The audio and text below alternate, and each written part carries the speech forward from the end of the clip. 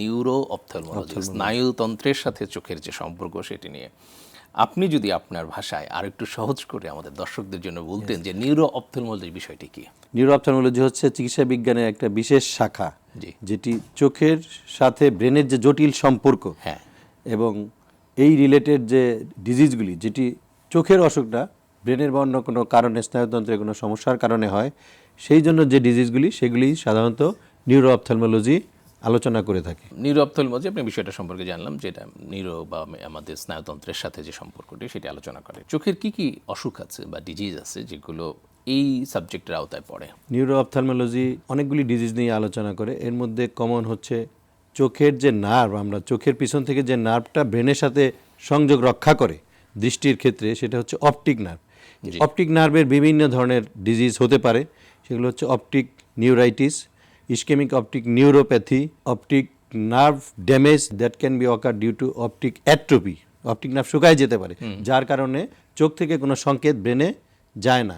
এছাড়া কিছু systemic disease যেমন মাল্টিপল স্ক্লেরোসিস, সেখানেও অপটিক নিউরাইটিস হতে পারে। এছাড়া আমাদের ব্রেন থেকে 12 জোড়া ক্রেনিয়াল নার্ভ বেরিয়ে আসে, তার মধ্যে কয়েকটি চোখের সাথে রিলেটেড। 1 নম্বর হচ্ছে অপটিক নার্ভ, তারপরে হচ্ছে 3 নাম্বার, 4 নাম্বার এবং 6 নম্বর অপটিক নার্ভ, ক্রেনিয়াল নার্ভ, যেগুলো বলে অকুলোমোটর নার্ভ, ট্রক্লিয়ার নার্ভ এবং অ্যাবডুসেন নার্ভ। এগুলো চোখকে নাড়াচাড়া করানোর জন্য কাজ করে। এগুলো যদি প্যারালাইজড হয়, কোনো কারণে আঘাতপ্রাপ্ত হয়, সেই কারণে যে ডিজিজগুলি হয় সেগুলো আমরা নিউরো অপথলমোলজিতে আলোচনা করি। এছাড়া আরও কিছু ডিজিজ আছে যে কারণে চোখের পাতা নেমে যায়, চোখের পাতা অস্বাভাবিকভাবে সংকুচিত প্রসারিত হয়, যেগুলো বলে অ্যাসেনশিয়াল ব্লেফারোস্পাজম বা হেমিফেশিয়াল স্পাজম। এগুলো আমাদের নিউরো অপথলমোলজিতে আলোচনা করা হয়। অনেক ধন্যবাদ স্যার। আমরা জানতে পারলাম আসলে আমাদের যে কী কী ধরনের অসুখ আমাদের আছে।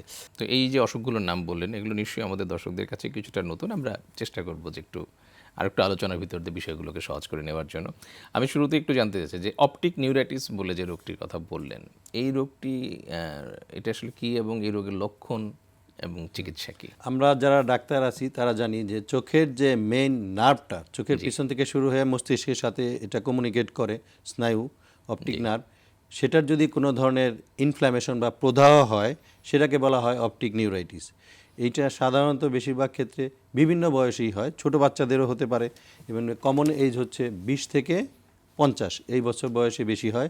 এগুলো বিভিন্ন কারণে হতে পারে, যেমন ইনফেকশন, যে কোনো চোখের ভিতরে কোনো ইনফেকশন হলে, ব্রেনের ভিতরে কোনো ইনফেকশন হলে অপটিক নার্ভে সেই ইনফেকশনটা ছড়ায় যেতে পারে। তারপরে কিছু ডিজিজ আছে, সিস্টেমিক ডিজিজ, মাল্টিপল স্ক্লেরোসিস, সেখানে অপটিক নিউরাইটিস হতে পারে। আবার কিছু প্যারা ইনফেকশাস ডিজিজ যেমন বাচ্চাদের বেশি হয়, মামস, মিজেলস, এই সমস্ত কারণেও বাচ্চাদের অপটিক নিউরাইটিস হতে পারে। সাধারণত এক চোখে হয়, 2 চোখেও হতে পারে। আর এছাড়া আরও কিছু কারণ আছে যেমন টিবি, সিফিলিস, এই কারণেও অপটিক নিউরাইটিস হতে পারে। আর অপটিক নিউরাইটিসের লক্ষণগুলি হচ্ছে হঠাৎ করে চোখের দৃষ্টি কমে যাবে, যদি অল্প হয় অল্প কমতে পারে, কখনো কখনো বেশি কমে যেতে পারে। চোখে ব্যথা হবে, সাধারণত আমরা যদি চোখ নাড়াচাড়া করি, বিশেষ করে ডাইনে বামে উপরে নিচে, তখন চোখের পিছনে ব্যথা হবে। চোখের দৃষ্টি ঝাপসা হবে এবং আমরা কালার ভিশন ডিফেক্টেড হবে, বিভিন্ন কালার আমরা ঝাপসা দেখব, ভালো করে আইডেন্টিফাই করতে পারবো না। এগুলো হচ্ছে চোখের অপটিক নিউরাইটিসের লক্ষণ। অনেক ধন্যবাদ আপনাকে। এই যে অপটিক নিউরাইটিসের লক্ষণগুলো আমরা সম্পর্কে জানলাম যে কী কী সমস্যা হতে পারে। যদি এই রোগীরা আপনাদের কাছে আসে তাহলে আপনারা তাদেরকে কী কী ধরনের চিকিৎসা দিয়ে থাকেন? হ্যাঁ, অপটিক নিউরাইটিস আমাদের কাছে আসলে আমরা প্রথমে বিভিন্ন লক্ষণ দেখে আমরা এটা ডায়াগনোসিস গেস করি আমরা, কিন্তু এটা কনফার্ম করতে পারি। ডাইরেক্ট এভিডেন্স হচ্ছে আমরা ব্রেনের এবং চোখের এমআরআই করব। এমআরআই করলে অপটিক নার্ভটা দেখা যাবে যে ফুলে গিয়েছে, সেই লক্ষণ থেকে একদম ডাইরেক্ট প্রমাণটা আমরা পেয়ে যাব। তখন আমরা এই রোগীর চিকিৎসা হচ্ছে, শুরুতে আমরা শিরায় উচ্চমাত্রার স্টেরয়েড ইনজেকশন দেই, তারপরে 4 দিন বা 5 দিন দেওয়ার পরে আমরা ওরাল স্টেরয়েড দিই, সাধারণত 14 দিন।